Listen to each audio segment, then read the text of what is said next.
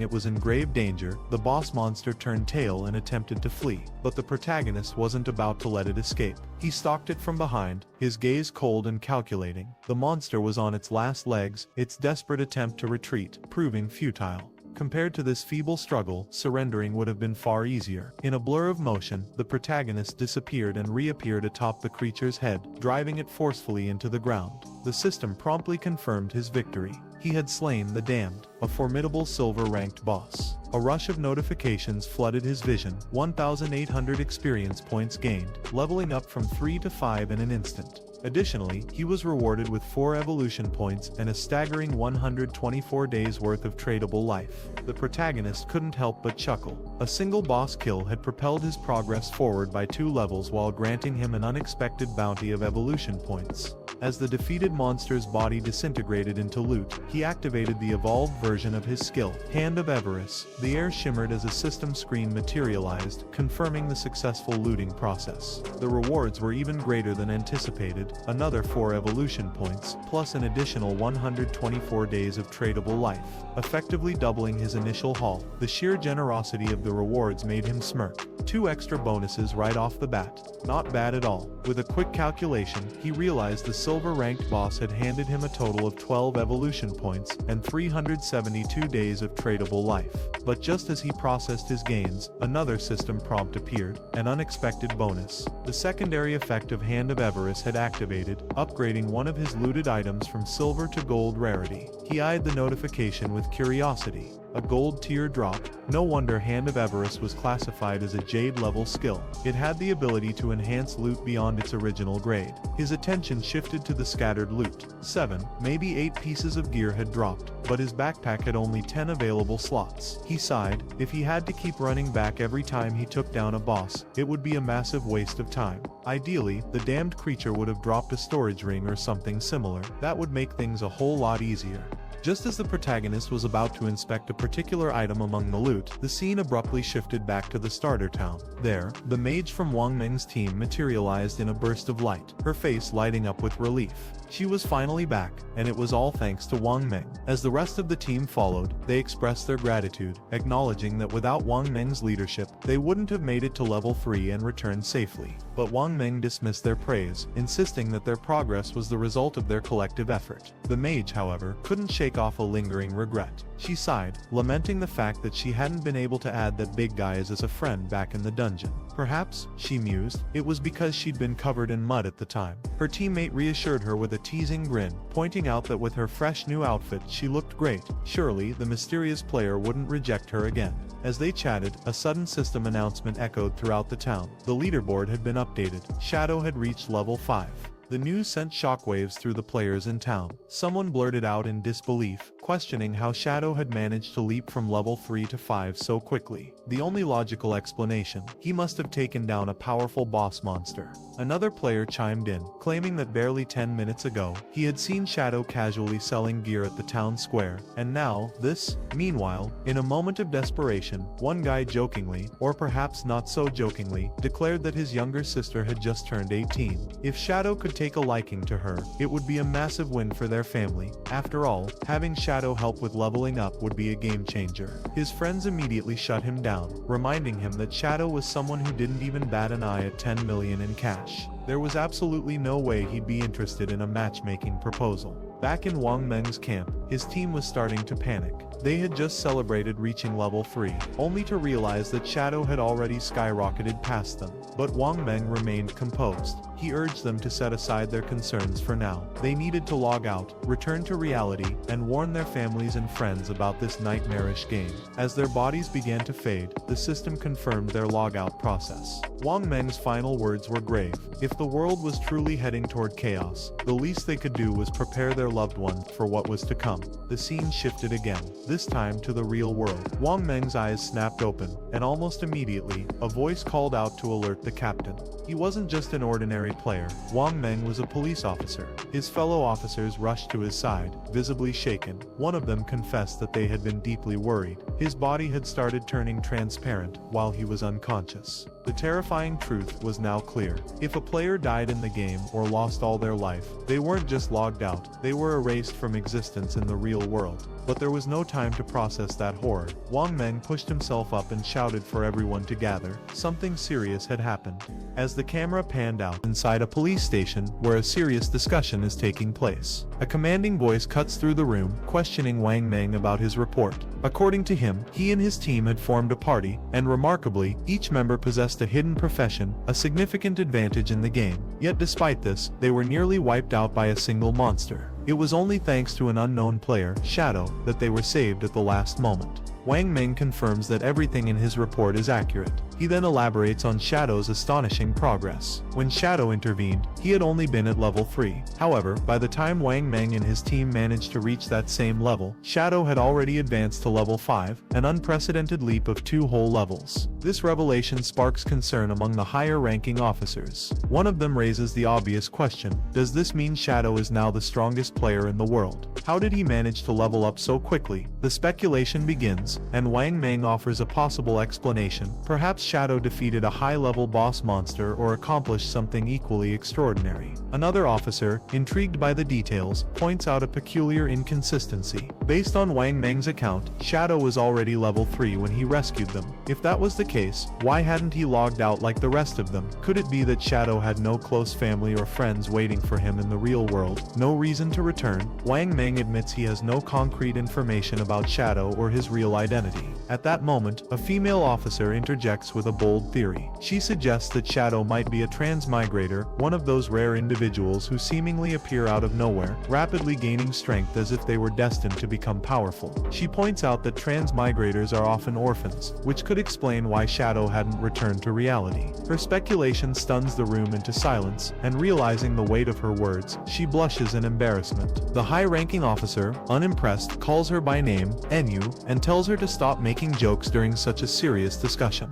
He dismisses her theory, remarking that she's been reading too many novels. However, shifting back to the main topic, the officer shares critical information. According to classified reports from the higher-ups, researchers have been investigating a disturbing pattern. Many older individuals have been mysteriously dying in their sleep. When the data was cross-referenced with people who had returned from the forgotten game of the gods, a terrifying conclusion emerged. Those who had perished in their sleep had also died multiple times within the game. This revelation confirms a horrifying truth. If a player's lifespan reaches 0 in the game, they don't just die there, they die in reality as well. One of the officers voices his concern, calling the forgotten game of the gods an anomaly, something far beyond their current understanding. The head officer agrees, suggesting that what they are witnessing might be an invasion by unknown higher-dimensional beings. The implications are staggering, and the room falls into a heavy silence as the weight of this possibility sinks in. Without hesitation, the head officer shifts to urgent matters. He informs everyone present that the higher-ups, most likely the government, have issued an emergency directive. Every officer is to form vanguard teams based on their locations, venture into the forgotten game of the gods, and gather as much intelligence as possible. This is no longer just a police matter. The government itself is mobilizing, aiming to create a specialized professional force for this unprecedented crisis. He emphasizes the global scale of the situation. Every nation is racing to explore and understand this new reality, and falling behind in this endeavor would mean losing international influence. For the sake of national security, they must obtain information at all costs. With that, the head officer announces his decision. Enyu will be appointed as the captain of Team 1. Without hesitation, she accepts the role. Wang Meng is designated as her vice captain, and the two are given the authority to choose their own teammates. Wang Meng nods in agreement, understanding the gravity of their mission. The head officer then turns his attention back to Shadow, the mysterious player Wang Meng encountered. Based on Wang Meng's account, Shadow doesn't seem like a malicious person or someone with ill intent. Because of this, the head officer issues a direct order. Enyu and Wang Meng must attempt to befriend him. Their objective is clear: uncover Shadow's real identity and establish a working relationship with him. He further explains his reasoning for putting Enyu in charge. Her extensive knowledge of games and fictional stories makes her the most suited for investigating someone like Shadow, whose abilities and actions seem almost mythical. The head officer expresses hope that Enyu and Wang Meng can secure Shadow as an ally, someone who could act as their representative within the game. If they succeed, they will gain access to vital information that could give them a strategic advantage. As for the rest rest of the police officers, their primary directive is to maintain public order and prevent mass panic. With these final words, the meeting is adjourned. The sun begins to set, casting a golden glow over the city as the officers prepare for the challenges ahead. The next day, the scene shifts to a high school where the protagonist's younger sister sits at her desk, lost in thought. Around her, students chat excitedly about recent developments. A small group nearby discusses a surprising revelation. Shang Wei, the student whose body had previously started to vanish, has successfully reached level 3 in the game and logged out safely. One of the girls explains that Shang Wei shared a crucial detail: if multiple people in the same district fall asleep at the same time, they will all be transported to the same starter village within the game. This news sparks a mix of excitement and concern among the students. Another girl, alarmed by this information, insists that this won't do. She needs to return home and bring her parents into the game. They have no gaming experience, and she's terrified that something might happen to them if they enter this world unprepared. However, another student disagrees, arguing that they shouldn't rush to involve their parents just yet. Instead, they should focus on growing stronger first. Only then will they be capable of protecting their families when the time comes. Meanwhile, the protagonist's younger sister stares at her phone, deep in thought. A nagging frustration bubbles inside her. Why hasn't her brother reached out to her yet? With something as monumental as the forgotten game of the gods unfolding, she expected at least a single message from him, but there's been nothing. Not only has he failed to check on her, but he hasn't even apologized for hitting her earlier. That was completely unlike him. In the past, whenever they fought or she made him angry, he would always find a way to make peace with her. But today, silence. No apologies, no attempts to smooth things over. Even their parents had never so much as laid a finger on her, and yet he, her own brother, had struck her. Still sulking, she tries to justify her actions. All she did was skip class to see Song Fi's concert. Was that really such a big deal? She pouts, deciding that unless her brother calls her and apologizes at least 1,000 times, she will never forgive him. Her irritation quickly shifts into excitement as she begins gushing over Song Fi. In hindsight, it was a blessing that she had gone to see him yesterday. Once the forgotten game of the gods fully takes over, she might not get many more opportunities to attend his concerts. A dreamy expression takes over her face as she recalls the night before, reliving the moment she stood so close to him during the performance. A mental image of Song Fi's on stage flashes through her mind, and she melts into full-on fangirl mode, swooning over how amazing he was. But then, a realization hits her. If everyone enters the game world while sleeping, then that means Song Fi's will too. Her face flushes red as she imagines meeting him inside the game. Would this be her chance? Could fate finally be bringing them together? Her heart races at the thought. As she eagerly prepares to go to sleep, she suddenly remembers something. Shang Wei had leveled up to level 3 at an incredibly fast pace. That meant he was likely an expert already. If she wanted to make the most of her time in the game, she needed some solid advice. Without wasting a second, she sends Shang Wei a message, asking if he has any useful strategies to share before she enters the game world. The scene shifts to Shang Wei, who is surrounded by his classmates when he receives her message. He glances at his phone, and a smirk spreads across his face. Internally, he marvels at the situation. Who would have thought that even a goddess like the protagonist's younger sister would be reaching out to him for advice? He sees this as a golden opportunity, a sign from the heavens. This was his chance. Whatever that meant. Wasting no time, Shang Wei confidently replies, telling her that she has come to the right person. He then reveals a crucial secret about the game. At the start, she must invest all her attribute points into agility. Otherwise, she won't be fast enough to escape from monsters, and will end up dying repeatedly. Skeptical, she asks if that applies, even if she chooses a mage-type class. Shang Wei assures her that it does. Agility isn't completely useless for mages, he explains. In fact, it increases casting speed, which is extremely important in the early stages. Still cautious, she presses further. What happens if she can't win even after boosting her agility? Shang Wei confidently reassures her. As long as someone in their village reaches level 5, the village's teleportation formation will activate, linking all the starter villages together. Once that happens, she just needs to form a random party to help her level up. And when the teleportation circle is active, he will come and find her. Hearing this, she is immediately overjoyed. Lying back on her bed, she grins inwardly. Simps like Shang Wei are so useful. Just like that, she has already found someone to carry her. As sleep begins to take over, another thought crosses her mind. This is perfect. She will enter the game before her brother does, level up rapidly, and become stronger. And when the time finally comes for her brother to join, she'll make sure he struggles. No carrying, no help. He'll have to fend for himself. Satisfied with her plan, she drifts off to sleep, eager for the adventure ahead. The scene shifts back to the game, where the protagonist stands before the spoils of battle, surveying the loot dropped by the fallen boss monster. Among the scattered treasures, a particular glowing orb catches his eye. As he reaches for it, a system notification appears, revealing that he has obtained the Cursed Ring, a gold-tier item. The system further explains its attributes. It is usable by all professions, provides a boost of 8 points to all attributes, increases dark elemental resistance by 26 points, and enhances weak point attacks by 1.5 times. However, the ring requires the user to be at least level 4 to equip. Analyzing the item's benefits, the protagonist quickly realizes that the total attribute boost sums up to 32 points, making it comparable to leveling up 3 times. In addition, the ring's dark resistance will be highly useful against numerous enemies, and the weak point attack multiplier adds another layer of advantage. With this in mind, he recognizes the Cursed Ring as a valuable asset for his journey ahead. Before he can dwell further on his newfound item, another system notification appears, informing him that he has acquired a new skill, Instant Shadow Slash, a silver-tier assassin-type ability. The system elaborates on its mechanics. When activated, the skill unleashes multiple slashes in a single direction, reaching up to 15 meters. Additionally, it grants temporary invincibility for 5 seconds, striking all enemies within a 2.1-meter-wide path 3 times. Each strike inflicts 100 damage and is considered a backstab, though it does not target weak points. The cooldown time for the skill is 12 seconds. Realizing the potential of this ability, the protagonist acknowledges that it's a powerful area of effect attack with the added advantage of temporary invisibility.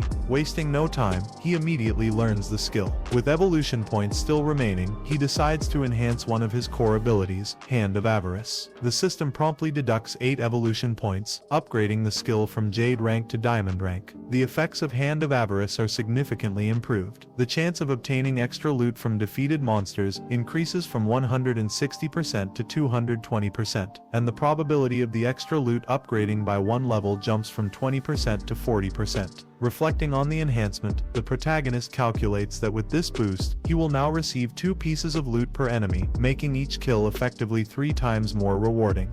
Not wanting to waste his remaining evolution points, he decides to further upgrade Instant Shadow Slash by 3 levels. The system deducts 3 evolution points, leaving him with just 1 remaining. The skill evolves rapidly, rising from silver rank to gold rank, and finally reaching platinum rank. The Flashes in One Direction skill has undergone a significant upgrade. Its attack range has expanded from 15 meters to 21 meters, allowing for greater reach. The duration of invisibility has increased from 5 seconds to 7 seconds, providing a longer window of invulnerability. Additionally, the number of slashes has risen from 3 to 5, striking all enemies caught within its expanded 3.1 meter wide path. The cooldown has been slightly reduced from 12 seconds to 10.43 seconds, making it slightly more efficient, but still requiring careful timing. Most notably, each strike now deals 200 damage, doubling its previous potency. Furthermore, every attack is guaranteed to count as a backstab, ensuring activation of the backstab skill effect, though it remains incapable of targeting weak points. As the protagonist assesses these improvements, he acknowledges that while the cooldown isn't drastically reduced, the skill's ability to grant continuous invisibility can be exploited to gain the upper hand in battle. Shifting his focus to the remaining loot, he quickly determines that most of it is worthless junk.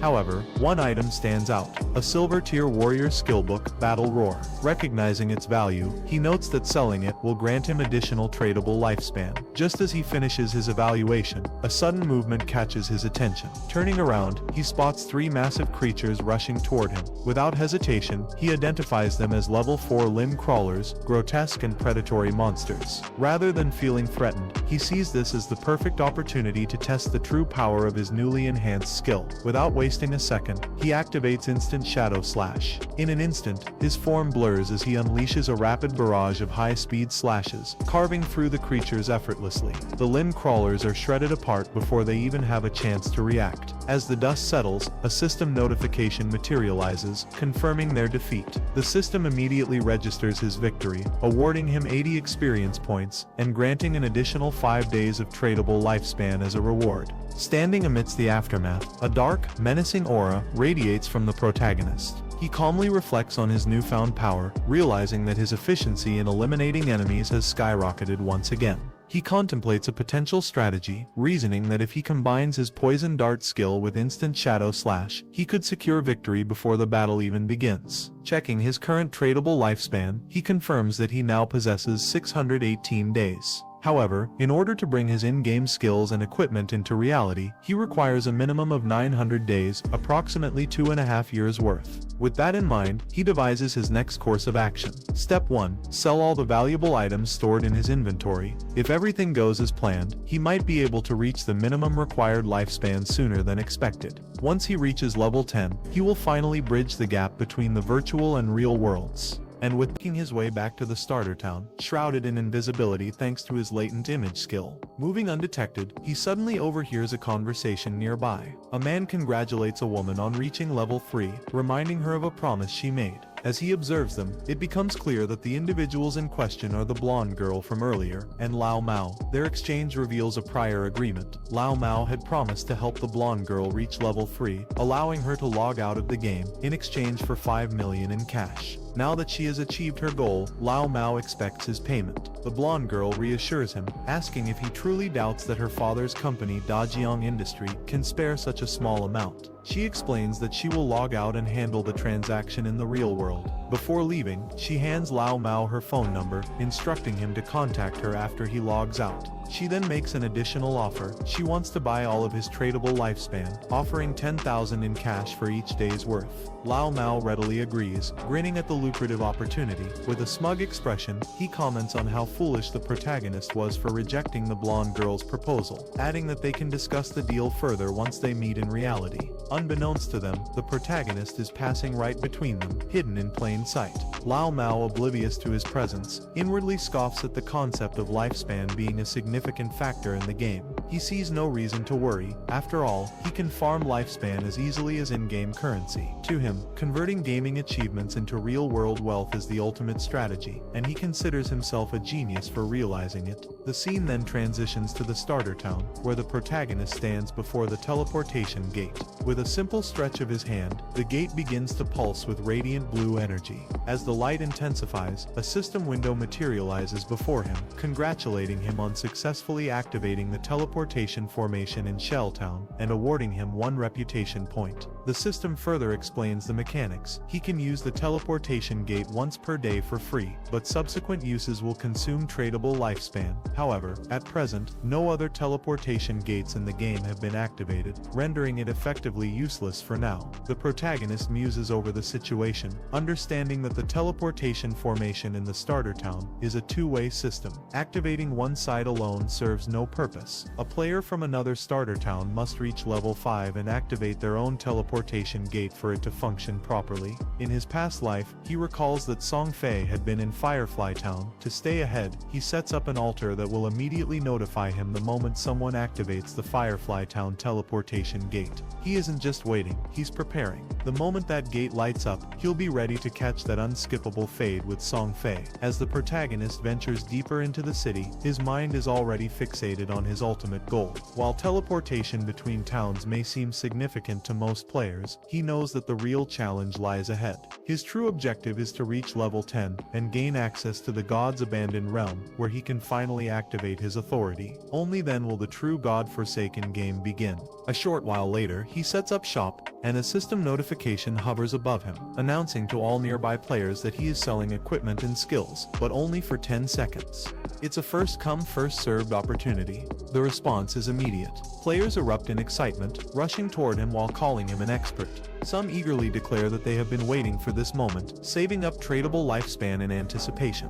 One player proudly states that he has saved up 150 days worth, while another recalls that the last time the protagonist set up shop, he sold an icicle spell, a purchase that propelled Gray, its buyer, to second place in the ranking list. Another player excitedly reveals that he has found a silver tier skill book called Battle Roar, a warrior exclusive ability, and decides without hesitation to purchase it. A system notification instantly pops up, confirming that the Battle Roar skill book has been sold for a staggering 300 days worth of tradable lifespan. The surrounding players are left in shock. One of them questions whether a single skill book is truly worth such a high price. Another player scoffs at his lack of foresight, explaining that Battle Roar significantly boosts a warrior's efficiency in farming monsters. With the skill, 300 days of tradable lifespan can easily be recovered in less than 2 days, making it an exceptionally worthwhile investment. Realizing the value of the protagonist's wares, the rest of the players rush forward in desperation, eager to purchase anything before it's too late. Within mere seconds, everything is sold out. Glancing at his system window, the protagonist assesses his earnings. In just 1 minute, he has amassed 650 days worth of tradable lifespan, bringing his total to 2,174 days. However, he remains unsatisfied. To truly bring his attributes, skills, and equipment into reality, he will need far more tradable lifespan.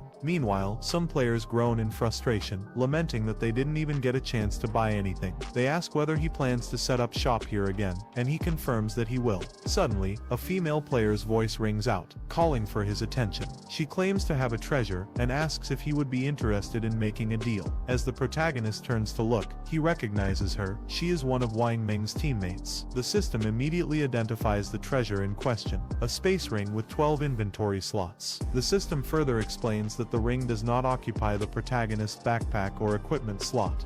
The protagonist is momentarily stunned. He inwardly recognizes the space ring's true value. It is a rare storage item that does not take up a ring or backpack slot. Since players can only carry a maximum of 3 storage backpacks, such an item is priceless. The protagonist notes that while space rings can technically drop from any monster, their drop rate is abysmally low. The fact that this girl, with her profit profession, managed to obtain one this early in the game is nothing short of extraordinary. Her luck is off the charts. Without hesitation, he asks for the price of the ring, already calculating its true value. In his past life, a 12-slot space ring like this one sold for a staggering 3,600 days worth of tradable lifespan. However, instead of demanding lifespan, the girl simply smiles and makes an unexpected offer. She doesn't want his lifespan at all. Instead, she asks him to add her as a friend, and form a party with her to take down a boss monster. The protagonist immediately agrees, and a system notification appears, confirming that player Big Plum has accepted his friend request.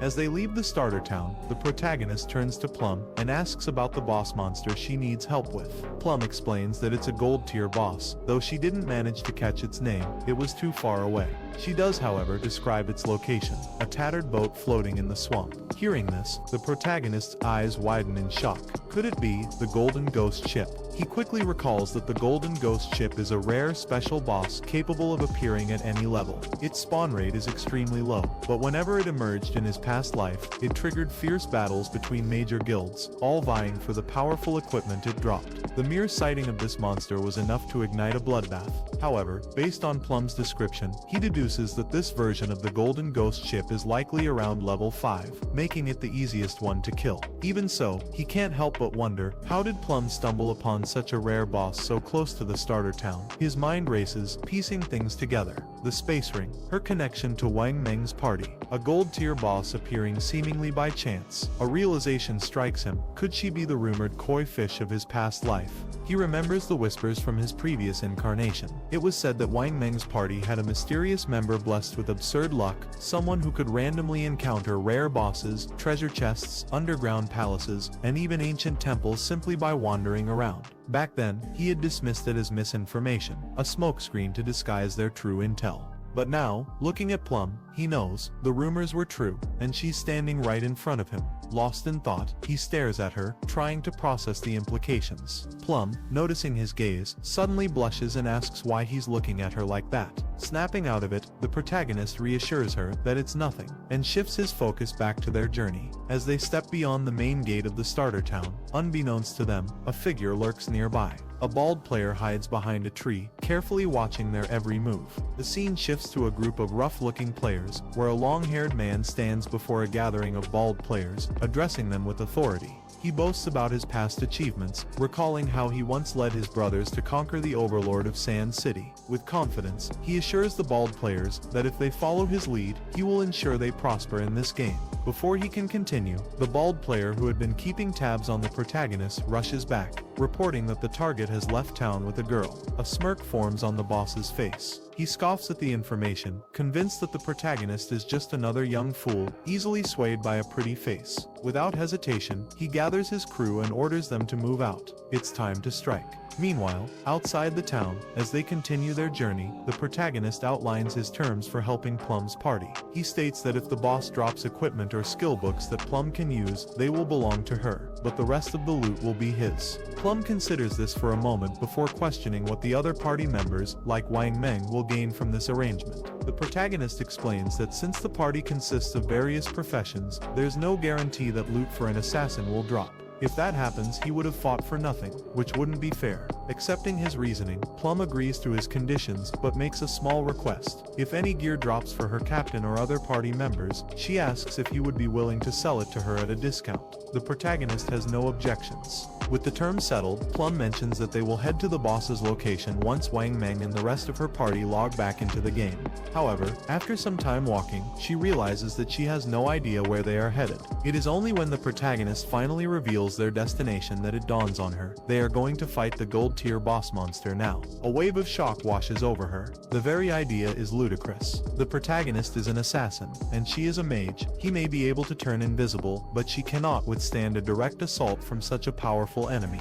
Fighting a gold-tier boss at this stage of the game with just the two of them sounds like suicide, but the protagonist remains calm and assured. He doesn't intend for her to fight at all. His plan is to take on the boss alone, while she remains at a safe distance, observing. Even with his confidence, Plum finds it impossible to believe. She knows he is strong, but defeating a gold-tier boss solo is beyond anything she has ever heard of. Just as she prepares to press further, the protagonist suddenly halts, sensing something. Without a word, he activates his latent image skill, and in an instant, his figure vanishes into thin air. Plum is left standing there, stunned. Her eyes dart around as she tries to process what just happened. Moments ago, he was right beside her, and now there's nothing but empty space. A hint of confusion flickers across her face before she calls out, searching for him. But no response comes, only silence. Meanwhile, hidden behind a tree, the group of bald-headed fools continues to stalk the protagonist and Plum from a distance. Their so-called leader smirks, clearly convinced that they have the upper hand.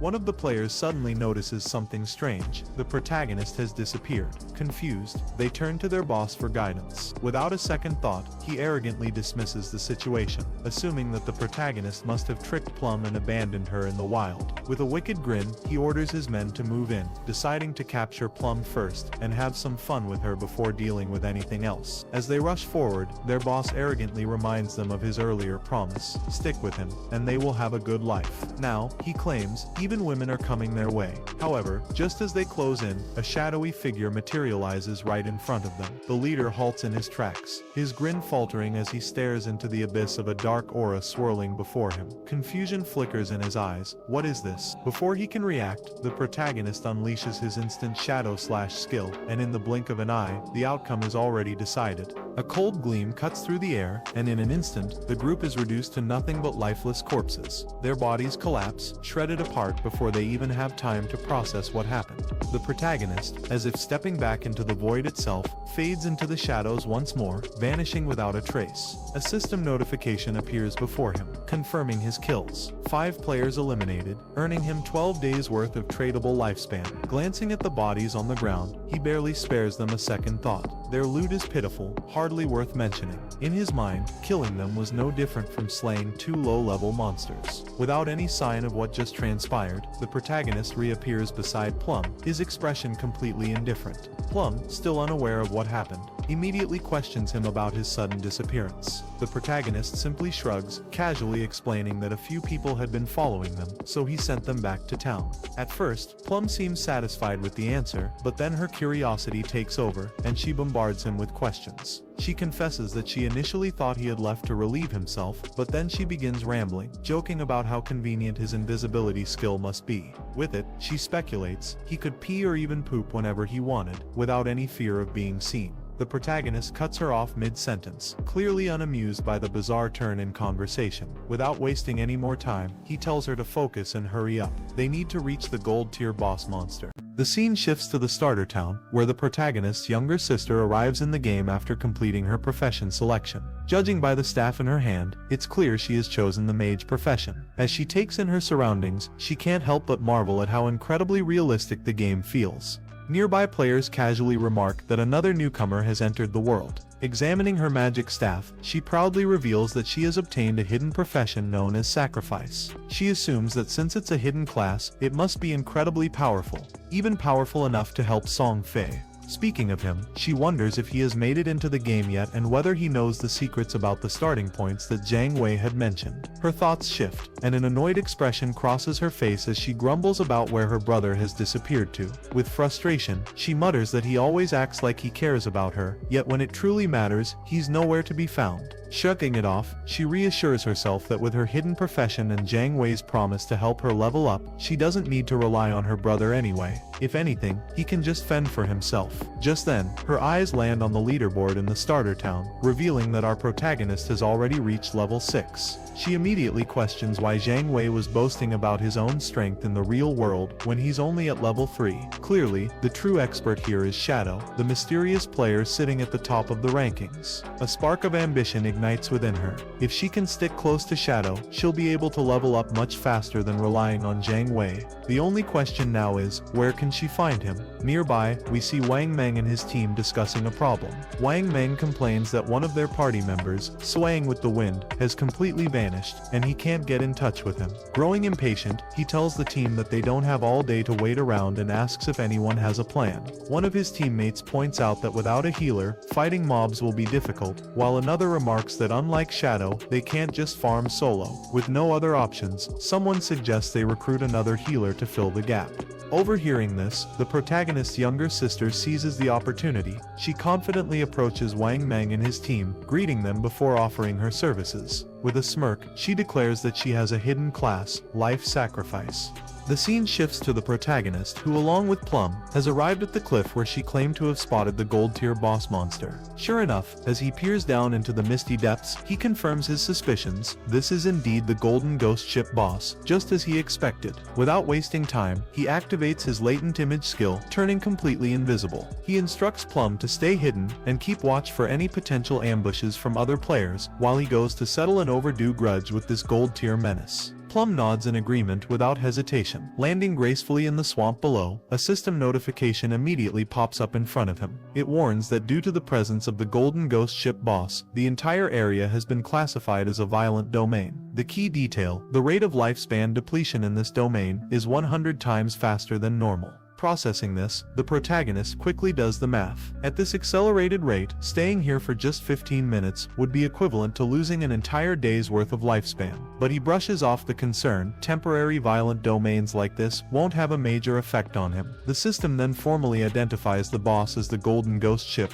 a level 5 monster, with a countdown of 45 minutes and 25 seconds before it vanishes. Without hesitation, the protagonist prepares to strike. He knows that special bosses like this always have a time limit, but 45 minutes, that's more than enough time. He immediately unleashes his instant shadow slash skill, and the results are devastating. The attack lands cleanly, chunking the boss's health for 549 damage 3 times over. To make sure the pain keeps coming, he follows up with a well-aimed poison dart, hitting the eerie green glow bells on the ghost ship's boat. Thanks to the stealth attack bonus, the hit lands as a critical strike, dealing 621 damage in an instant. While airborne, the protagonist coolly analyzes the battle. Taking down the Golden Ghost Ship isn't just about brute force, its weak point is not its skeletal body, or even its ghostly ship form. The real vulnerability lies in the ghost fire bell hanging at the tip of the vessel. As the poison dart takes effect, the system registers additional 207 damage per second for the next 5 seconds. But the boss isn't about to take this punishment quietly.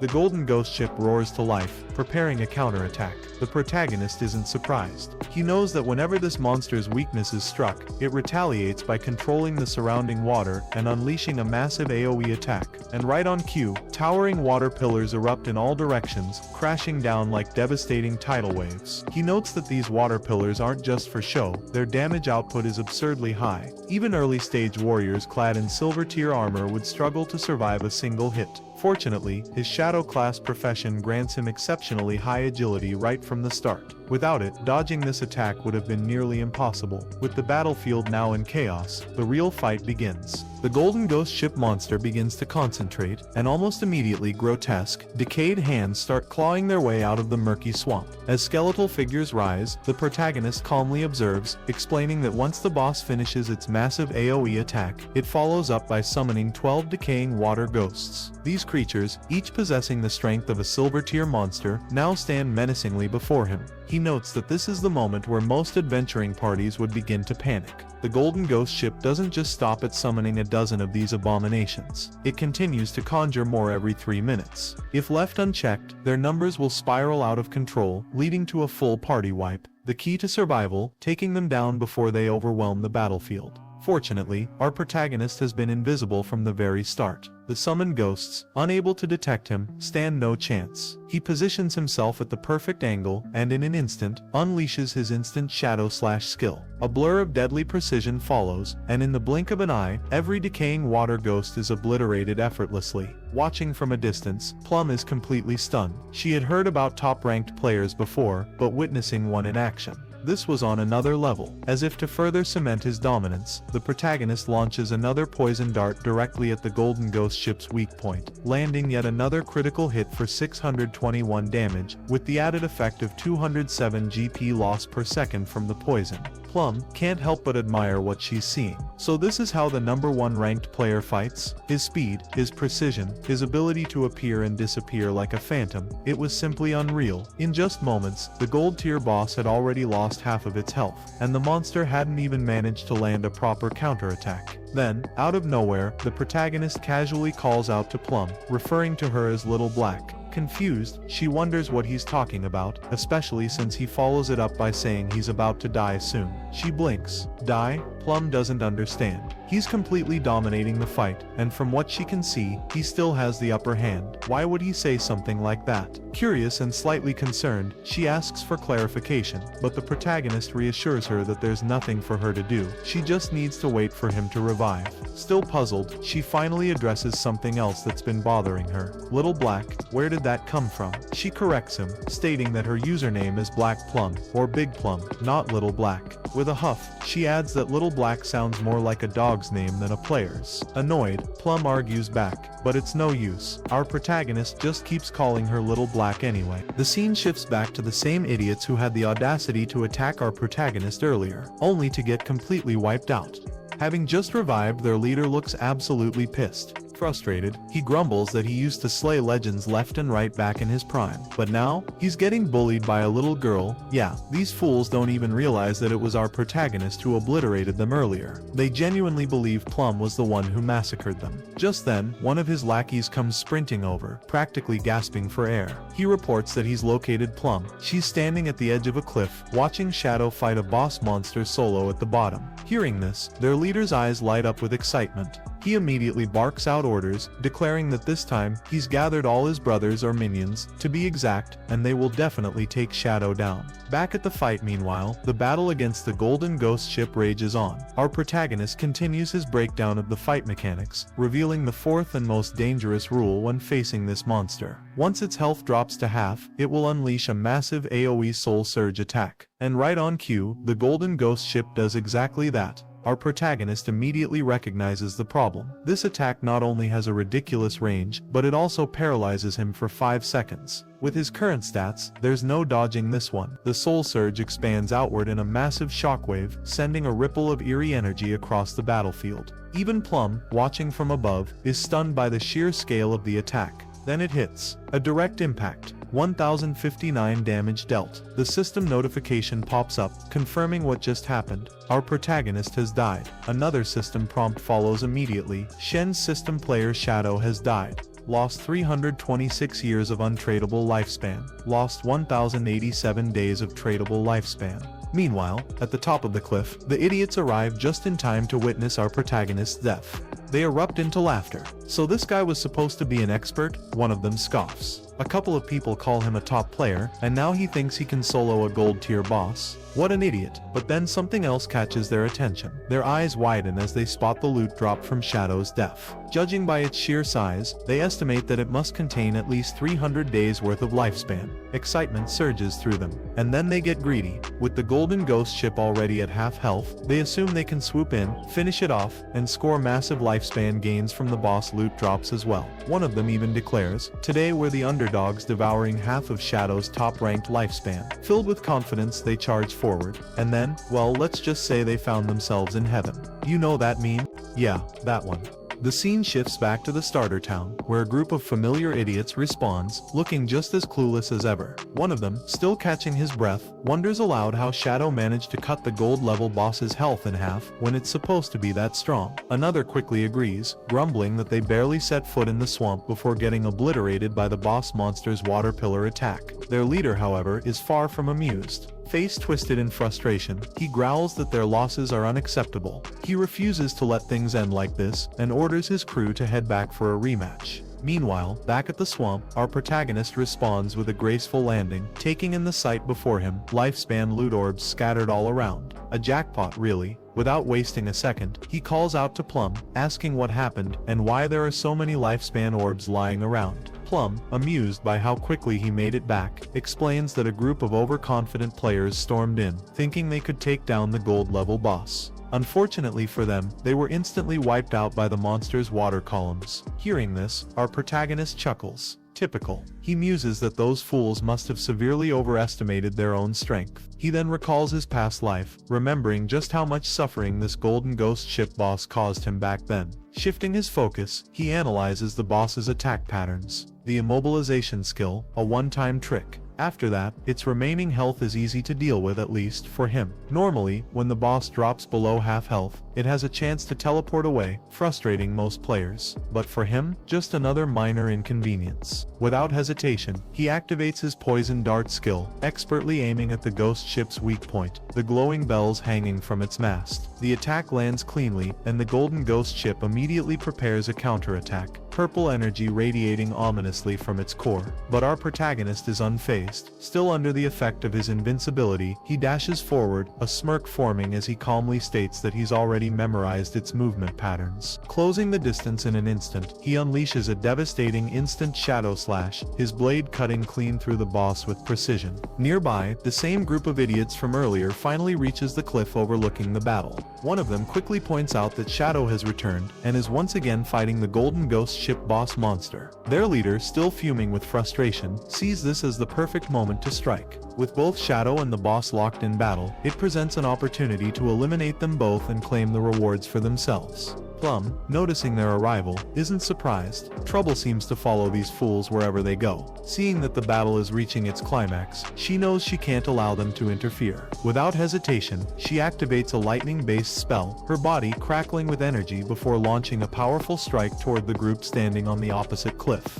The attack lands cleanly, sending their leader and another unfortunate lackey sprawling as electricity surges through them. Dazed and burned, the idiot leader struggles to his feet, scanning the battlefield for the source of the attack. One of his men, still trembling from the shock, quickly gestures toward Plum's location, confirming that a mage is responsible. The leader's anger quickly shifts into something more twisted, a cruel grin forming as he picks up his weapon. Without wasting a second, he signals his men to attack. Realizing she has drawn their full attention, Plum immediately takes off running, calling for help as the idiots pursue her with single-minded determination. To them, eliminating her has now become more important than anything else. Meanwhile, hidden behind the trees, several other players quietly observe the unfolding chaos. Unlike the reckless fools chasing Plum, these players remain serious and patient, keeping their focus on the real prize, the battle between Shadow and the golden ghost ship boss monster. Circling the massive ship-like entity, the protagonist remains composed. The fight is nearing its conclusion. Just as he anticipated, despite the Golden Ghost ship being only a level 5 boss, it remains a formidable opponent, especially when faced alone. The battle has taken longer than expected, mostly due to his low damage output, and the extended fight has drawn too much attention. He is well aware of the threats surrounding him.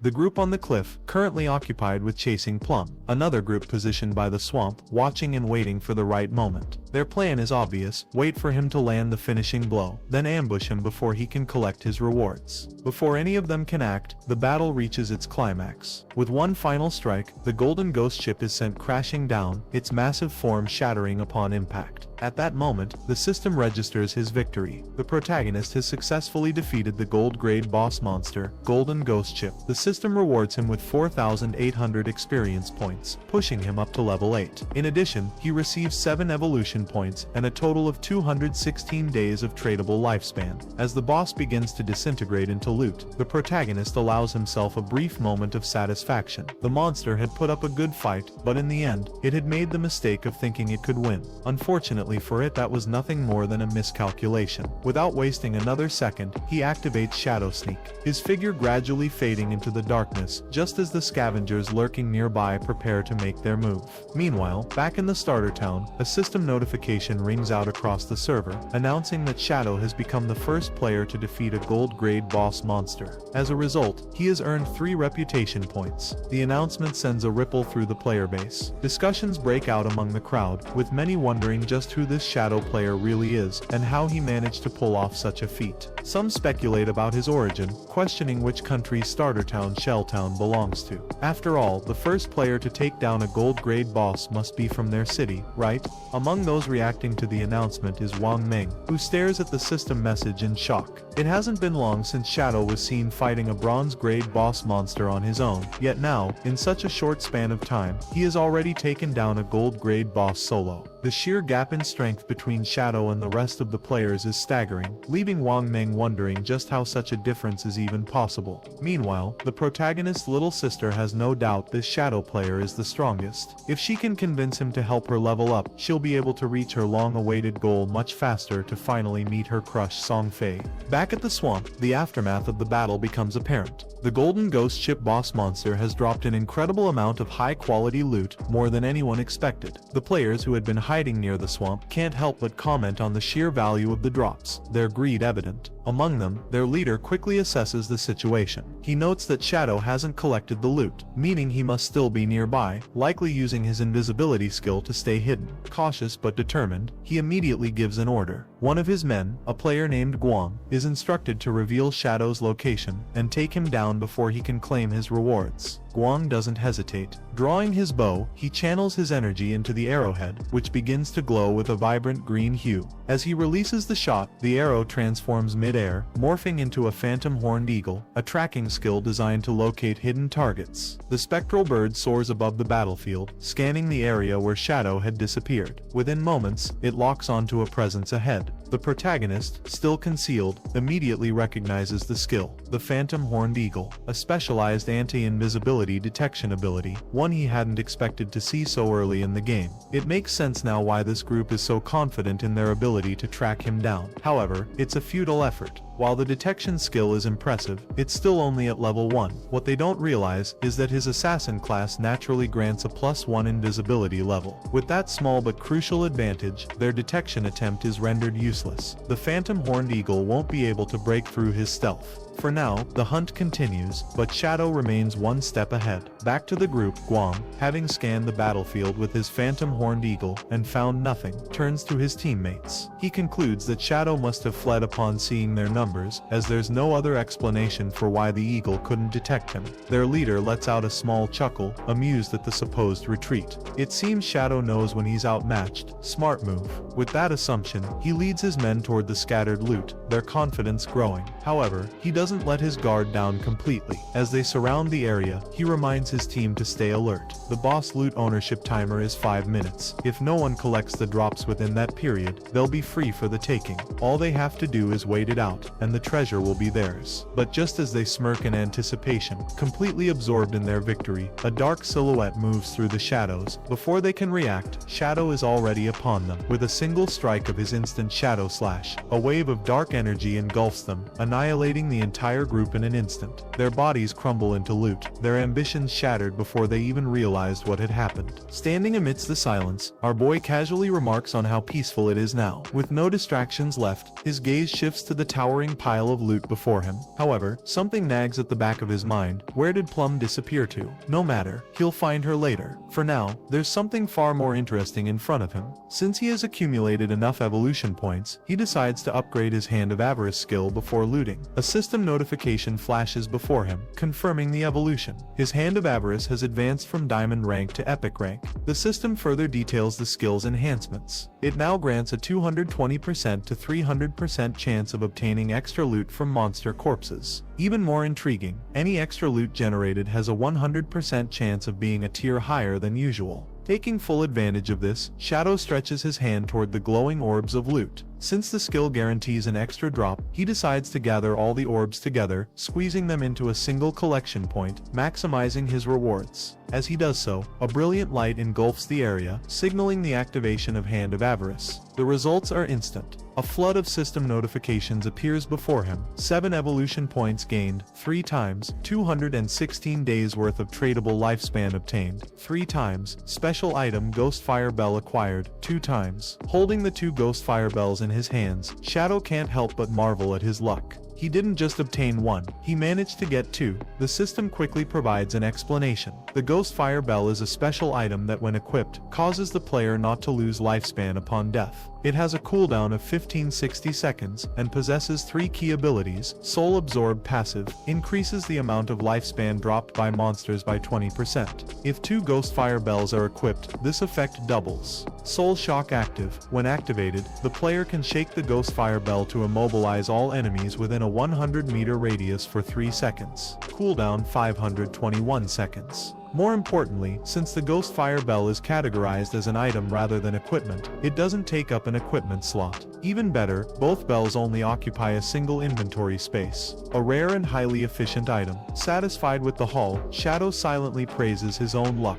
This was beyond worth it. However, his moment of satisfaction is cut short as a familiar voice pierces through the swamp. He heard Plum's desperate cries for help and inquired about her location. The scene then shifted to Plum, who found herself at the edge of a cliff, with the foolish leader and his minions closing in on her. The leader remarked on how Plum had managed to evade them for some time, but now she had nowhere to run. One of his lackeys urged her to surrender peacefully, promising that they would ensure she felt good about ascending to heaven. However, Plum glanced down at the steep drop and contemplated her predicament. In a bold move, she decided to leap off the cliff, leaving the group in stunned silence. The fall was significant, and as Plum closed her eyes, she braced for impact. She landed with such force that it caused her head to bleed, and as her body transformed into loot, the leader couldn't help but acknowledge her determination. Jumping to one's death was no easy feat. Meanwhile, back with our protagonist, Plum sent him a message stating that there was no need for him to rescue her, as she had already died and respawned in the starter town. She also shared that her death had been excruciating, but fortunately, their party's tradable lifespans were controlled by their captain Wang Meng.